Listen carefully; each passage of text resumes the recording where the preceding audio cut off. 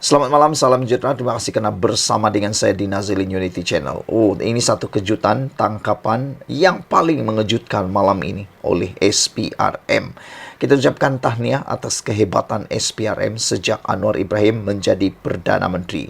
Belum pernah saya lihat SPRM bertindak begitu aktif, dinamik, progresif, dan sangat luar biasa sejak sebelum Anwar Ibrahim. Selepas Anwar Ibrahim, SPRM hampir setiap hari, saban hari, membuat tangkapan demi tangkapan. Bukan saja melibatkan bilis-bilis kecil, tetapi yang luar biasanya, SPRM lebih banyak sekarang ini menangkap jerung besar di samping juga bilis-bilis kecil.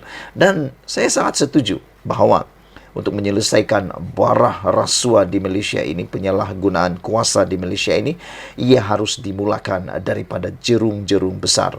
Karena untuk menyelesaikan jerung kecil, perlu diselesaikan dulu ibu-ibu, bapa-bapa jerung-jerung sakau ini. Hari ini diberitakan, dilaporkan, sekali lagi SPRM menangkap jerung besar. 3 ekor jerung besar. SPRM hari ini menahan 3 anggota penguatkuasa disyaki terima rasuah. Very good. Begini yang terbaik SPRM yang kita kehendaki, yang bekerja tanpa rasa takut di Malaysia. Suruhanjaya Pencegahan Rasuah Malaysia SPRM Kuala Lumpur menahan 3 anggota penguatkuasa sebuah jabatan kerajaan kerana disyaki meminta dan menerima wang rasuah kira-kira RM800 daripada seorang pemandu lori. Ini betul-betul menyakitkan hati lah kan. Sudahlah seorang pemandu lori yang mungkin berpendapatan sedikit atau kurang, ataupun boleh kata itulah dia punya pendapatan utama. Boleh-boleh pula 3 orang anggota penguatkuasa ini cuba meminta, menurut dakwaan ini, menerima rasuah kira-kira RM800 sahaja. Aduh, agak sedih membacakan berita ini. RM800 sanggup diminta untuk mahu rasuah. Menurut sumber, pemandu lori berkenan mendakwa ketiga-tiga suspek lelaki yang menaiki sebuah kenderaan jabatan telah meminta wang rasuah sebagai balasan untuk dilepaskan daripada disaman. RM800 rasuah untuk tidak disaman. Yang hairannya, kalau disaman baru mungkin dalam RM300, tapi rasuah pula RM800. Hairan juga. Sumber itu menjelaskan pemandu lori berkenan didakwa tidak memiliki lesen membawa barangan ketika ditahan. Lesen membawa barangan ketika ditahan kira-kira jam 8.30 malam pada Selasa. Kata sumber itu lagi, ketiga suspek berusia antara 35 hingga 41 tahun itu dipercayai ditahan oleh pegawai SPRM di sebuah hentian bas di Kuala Lumpur kira-kira jam 11.30 malam Selasa. Dalam pada itu, pengarah SPRM Kuala Lumpur, Muhammad Fauzi Husin, ketika dihubungi, mengesahkan penahanan tersebut dan berkata, kes disiasat di bawah Seksyen 17 dalam kurungan E, Akta SPRM 2009. Awani. Saudara-saudara sekalian, seperti yang saya katakan sebentar tadi, inilah kehebatan SPRM sekarang. Dapat laporan, terus buat tangkapan. Itu yang kita mau. Tanpa ada rasa tangguh-tangguh dan sebagainya. Bayangkan kes ini berlaku pukul 8.30 malam pada Selasa. Tangkapan, penahanan berlaku pada 11.30 malam Selasa juga. Maknanya tidak sampai 3 jam selepas cuba meminta rasuah sebanyak RM800 daripada pemandu lori ini, SPRM sudah bertindak tegas, aktif dan segera. Macam inilah yang kita mahu. Jangan tangguh-tangguh, jangan tunggu-tunggu. Asal ada laporan, terus tangkap. Begitu yang kita mau. Saudara-saudara sekalian, apa pendapat kamu semua? Adakah Anda setuju bahwa SPRM sekarang lebih aktif dan lebih berani? Kita mau ini terus berterusan dalam negara kita. Dan diharapkan dengan adanya tindakan agresif daripada SPRM, tindakan positif daripada SPRM seperti ini akan menambah baikkan lagi nilai dalam negara Malaysia ini. Sekian dulu untuk kali ini. Jangan lupa ikuti terus ulasan selepas ini. Sila tekan butang subscribe. Malaysia kita punya, kita jaga sama-sama. Cintai Malaysiaku. Bye-bye. Selamat malam, salam sejahtera. Terima kasih kerana bersama dengan saya di Nazilin Unity Channel. Saudara-saudara sekalian, saya berusaha untuk mencari apa idea yang saya melontarkan kepada anda malam ini berkaitan dengan pilihan raya yang sedang berlangsung di PRN 6 buah negeri di Semenanjung Malaysia. Tetapi saya akhirnya terjumpa satu pendedahan yang baru yang pastinya akan memenuhi kehendak anda, terutamanya kepada pemimpin dan juga pengikut kepada Anwar Ibrahim.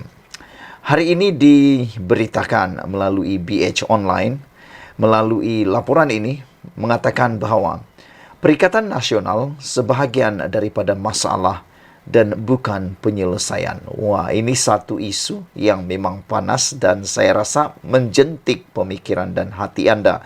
Kalau anda mungkin tak menyokong PN, anda mungkin setuju. Tapi kalau anda ialah penyokong Perikatan Nasional, anda mungkin tak bersetuju dengan kenyataan seorang pemimpin iaitu Ramasamy. Beliau kata, Perikatan Nasional sebahagian daripada masalah bukan penyelesaian.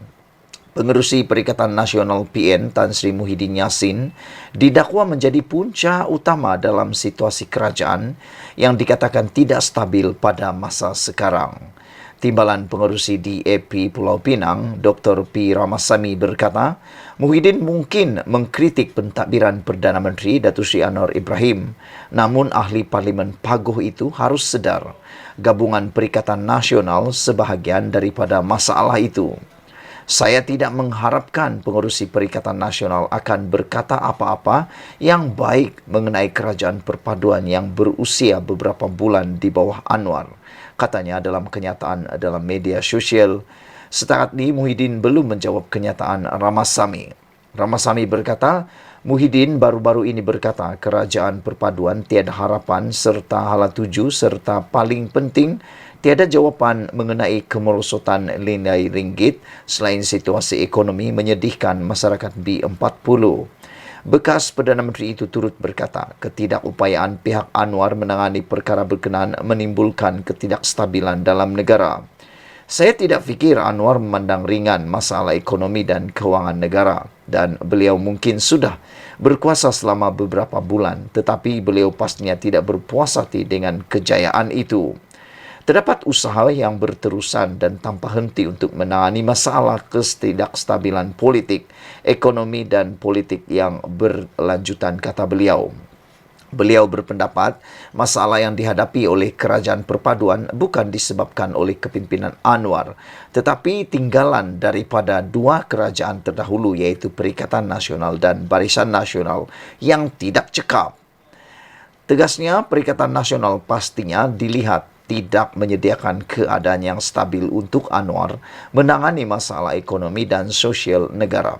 Apa yang Anwar cuba lakukan yang terbaik untuk menangani pelbagai masalah ekonomi dan sosial yang ditinggalkan oleh wira sekarang dalam gabungan Perikatan Nasional yang diketuai oleh Muhyiddin. Anwar tidak berpura-pura, beliau mempunyai semua jawapan. Tetapi penyelesaian perlu dicari dalam proses politik yang berlaku dalam keadaan yang sukar. Sudah tentu bukan Anwar atau kerajaan perpaduan yang bertanggungjawab mewujudkan hutang sebanyak RM1.5 trilion, kata beliau lagi. Yang ini perlu dijawab oleh semua pemimpin sebelum Anwar Ibrahim. Bagaimana mereka perlu bertanggungjawab mewujudkan hutang berjumlah RM1.5 trilion itu. Yang perlu selesaikannya pula sekarang ialah Anwar Ibrahim. Ramasamy berkata, Muhyiddin seharusnya turut menyedari ketidakstabilan yang dibayangkan sekarang berpunca daripada ahli politik yang mementingkan diri sendiri seperti Muhyiddin. Bekas profesor itu turut berpandangan kerajaan perpaduan Anwar sekarang tidak dibentuk di bawah iklim politik yang ideal. Ia ditubuhkan untuk memastikan kestabilan politik. Yang paling penting untuk menggagalkan reka bentuk besar gabungan Perikatan Nasional untuk membentuk kerajaan di bawah afidavit bersumpah yang meragukan. Jika berlaku ketidakstabilan dalam negara hari ini, mungkin Muhyiddin boleh memainkan peranannya dengan mengekang Gabungan Perikatan Nasional memainkan isu agama dan perkauman. Adakah dia bersedia melakukan ini? Perikatan Nasional sebahagian daripada masalah bukan penyelesaian, tulis beliau lagi. Ini paling panas malam ini. Apa pendapat anda tentang isu kali ini? Penyelesaian ataupun masalah Perikatan Nasional? Kita jumpa lagi. Bye-bye. Selamat pagi, salam sejahtera. Terima kasih karena menonton channel Nazilin Unity. Ini satu lagi pendedahan yang paling mengejutkan berkaitan dengan Azmin Ali. Perseteruan antara Amiruddin Syari dan juga Azmin Ali semakin memuncak. Kali ini, sekali lagi Amiruddin Syari mengatakan, "Selamat maju jaya dengan ketidakjujuranmu, Azmin." Wah, ini satu tajuk yang menggemparkan, yang memang menarik perhatian dan pastinya gempak panas. Dakwaan bekas Menteri Besar Selangor, Azmin Ali, bahawa ekonomi negeri merundum setelah diambil alih oleh Amiruddin Syari cuma permainan politik. Itu cuma permainan politik dia, kata Amiruddin Syari. Tapi sangat sedih kerana seorang yang tidak bercakap jujur, terutamanya dalam hal ini kerana kepentingan politik. Jadi selamat maju jaya dengan ketidakjujuran dia, katanya, kepada pemberita selepas menghadiri majlis serahan sumbangan lembu korban serta sumbangan keuangan Parlimen Gombak dan Dun Sungai Tua. Amiruddin yang juga pengganti Azmin berkata, statistik Jabatan Perangkaan Negara DOSM membuktikan prestasi ekonomi negeri baik. Menurut data DOSM mengenai sumbangan keluaran dalam negara kasar KDNK Malaysia pada tahun 2022, Selangor menjadi sumbangan tertinggi kepada ekonomi negara dengan 25.5% berbanding 24.8% tahun sebelumnya. Selain menjadi pemacu terbesar pertumbuhan ekonomi Malaysia pada tahun itu, ekonomi negeri itu juga berkembang lebih cepat daripada ekonomi negara dengan 11.9% pada tahun 2022 berbanding kadar nasional 8.7%. Itu bukti bahawa kita ada rekod prestasi yang sangat baik dan kita ada perancangan teratur dalam memastikan Selangor sebagai sebuah negeri kekal sebagai kedudukan ekonomi yang besar. Pelaburan langsung asing FDI adalah salah satu daripada petunjuk, dan yang paling penting adalah konsisten. Sejak daripada tahun 2018, prestasi ada turun sikit pada tahun 2020 dan kembali meningkat pada tahun 2021. Ini membuktikan kita masih ada lagi penarikan yang lebih besar. Ini bukan datang tiba-tiba. Lepas itu, tahun berikut lemah. Itu adalah tanda perancangan yang lemah dan tiada kesefahaman. Bila kita buat hasil yang baik dan jumlah kerja, Azmin kena lihat jumlah tenaga kerja yang ditawarkan, katanya. Akhirnya Azmin terkantoi juga apabila Azmin kata apabila dakwaan Azmin Ali bahawa ekonomi negeri Selangor merundum setelah diambil alih oleh Amiruddin Syari, akhirnya Azmin Ali kantoi apabila Amiruddin sendiri bukan dengan air liur semata-mata tetapi dengan data yang jelas, data yang betul, fakta yang tepat, nombor yang betul, telah pun mengalahkan Azmin Ali, mematahkan hujah Azmin Ali.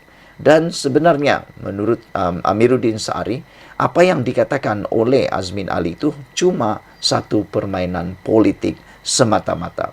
Itu cuma permainan politik Azmin Ali, kata Amiruddin Syari. Dengan itu dia kata, selamat maju jaya dengan ketidakjujuran. Adakah Azmin Ali ini memang sinonim dengan ketidakjujuran? Ada netizen yang menulis dalam ruangan komen, mereka kata, ya memang terbukti sebab Azmin Ali juga terlibat di dalam langkah Sheraton. Itulah yang menjadi first atau dasar utama penentu kepada sikap Azmin Ali. Dan yang menariknya apabila Amiruddin Syari menunjukkan statistik Jabatan Perangkaan Negara DOSM membuktikan prestasi ekonomi negeri baik. Apabila adanya data dan fakta seperti ini, khususnya daripada Jabatan Perangkaan Negara DOSM, maka ini adalah bukti fakta yang paling tepat yang Anda harus faham. Kalau orang kata tanpa ada fakta, hanya cakap-cakap, siapapun boleh cakap. Nenek saya yang di rumah pun boleh cakap, tapi tiada fakta. Jadi dengan adanya fakta daripada Amiruddin Syahri ini, maknanya dia telah mengantoikan Azmin Ali. Menurut Amiruddin Syahri, Selangor menjadi penyumbang tertinggi kepada ekonomi negara dengan 25.5% berbanding 24.8% pada tahun sebelumnya. Selain daripada itu, perkembangan ekonomi negeri juga lebih tinggi, lebih cepat daripada ekonomi negara dengan 11.9% pada tahun 2022 berbanding kadar nasional 8.7%. Itu bukti bahwa kita ada rekod prestasi yang sangat baik dan kita ada perancangan teratur dalam memastikan Selangor sebagai sebuah negeri kekal sebagai kedudukan ekonomi yang besar, kata Amiruddin lagi. Selain itu, pelaburan langsung asing FDI salah satu daripada petunjuk yang paling penting adalah konsisten, kata Amiruddin lagi. Jadi saudara-saudara sekalian, apa pendapat kamu dengan tajuk ini? Selamat maju jaya dengan ketidakjujuranmu Azmin. Kita tunggulah nanti. Adakah Azmin akan jadi menteri besar baru untuk Selangor atau dia akan kalah dalam PRN kali ini? Apa pendapat kamu? Adakah Azmin Ali akan menang dalam PRN di Selangor? Malaysia kita punya, kita juga sama-sama cintai Malaysiaku. Bye-bye. Selamat pagi, salam sejahtera. Kalau sebelum ini kita lihat Syed Saddiq Syed Abdul Rahman ini mengidolakan Mahathir Mohamad. Tapi tiba-tiba hari ini, Syed Saddiq pula mendedahkan perkara yang kita tak sangka langsung dia akan kata. Syed Saddiq minta Tun Mahathir Mohamad henti main politik lapuk pecah belah. Wah, beraninya Syed Saddiq kan. Tiba-tiba lawan bos, tiba-tiba lawan Tun Mahathir Mohamad dengan mengatakan minta Tun Mahathir henti main politik lapuk pecah belah. Boleh tahan juga nih. Boleh tahan juga Syed Saddiq Syed Abdul Rahman menghentam idol beliau. Beliau pernah kata idol beliau ialah Mahathir Mohamad. Presiden Parti Ikatan Demokratik Malaysia Muda Syed Saddiq Syed Abdul Rahman membuat hantaran terbuka kepada Tun Mahathir Mohamad berhubung dakwaan bekas Perdana Menteri itu. Orang bukan Melayu mahu menukar nama dan pemilikan Malaysia. Syed Saddiq yang sering dikaitkan sebagai anak didik Dr. Mahathir menulis dalam Twitter hari ini supaya bekas Perdana Menteri itu menghentikan politik lapuk dan menyebabkan perpecahan. Kan aku dah kata tadi. Saya dah kata bahawa Syed Saddiq ni adalah anak didik kepada Dr. Mahathir. Tetapi hari ini lawan bapa pula, bapa politik beliau dengan mengatakan supaya Mahathir menghentikan politik lapuk yang menyebabkan perpecahan. Betul jugalah, saya setuju dengan Syed Saddiq Syed Abdul Rahman supaya Mahathir Mohamad berhentilah menggunakan politik lapuk yang boleh menyebabkan perpecahan kepada negara ini. Lebih-lebih lagi ianya berkaitan dengan bangsa dan agama di Malaysia. Reaksi Presiden muda itu susulan laporan media yang memetik Dr. Mahathir mendakwa segelintir golongan bukan Melayu mahu menukar nama dan pemilikan Malaysia. Syed Saddiq berkata, rakyat Malaysia tidak kira kaum dan agama bersama-sama mencintai negara ini. Mereka mahu melihat Malaysia berkembang dan menjadi negara membangun dengan peluang pekerjaan, pengangkutan awam dan tata kelola yang baik, kata beliau. Katanya, beliau pasti tidak ada rakyat bukan Melayu di negara ini yang mahu menukar nama negara. Saya tahu ramai rakyat yang menganggap Malaysia adalah satu-satunya tempat mereka tinggal. Saya setuju dengan apa yang Syed Saddiq Syed Abdul Rahman katakan.